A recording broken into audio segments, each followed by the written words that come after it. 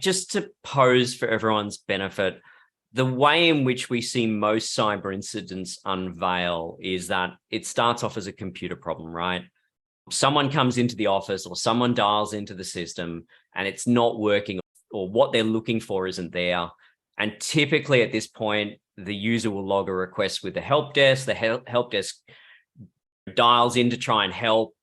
And it's at that point that we realize, crap, we've had a cyber incident. In a best case scenario, the client will then call their insurance broker. The insurance broker lodges a claim with their cyber insurer, and the insurer will respond and assign an incident response team. And that's when the IR team tends to reach out, and things either go really well or not so well, as the case often happens.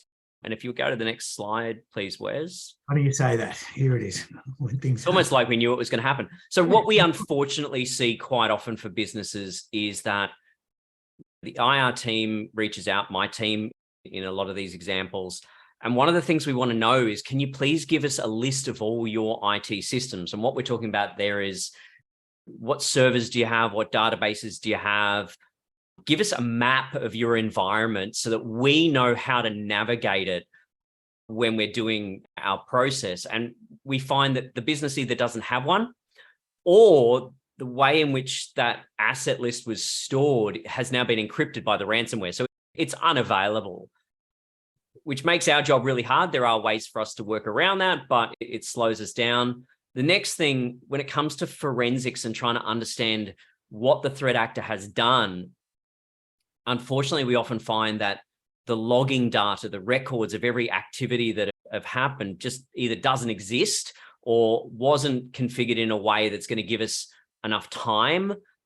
And that's pretty standard, their default. So it's not exactly like someone's done the wrong thing. That's just they haven't been proactive in it. And then we unfortunately discover that the threat actor has actually been in the environment for a while. And the worst part about it, and this is where we're not trying to rag on the IT team, but the IT team, in doing their own investigation, quite often stood all over the crime scene. They've damaged some of the data that we would be able to use to be able to paint a picture of what the threat actor has done. If we go to the next slide, I think we have the outcome of this sad story. What that means for a lot of businesses is that we don't have enough forensically relevant data to disprove that data exfiltration or unauthorized access has happened.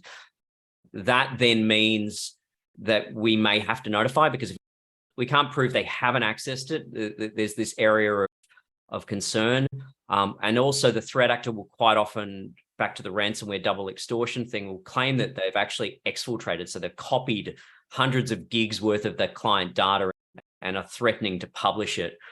And this is not the situation we want our businesses to end up in. And for no fault of their own, because we don't have businesses aren't experienced with having cyber incidents every day, this is unfortunately the sort of situation we end up in.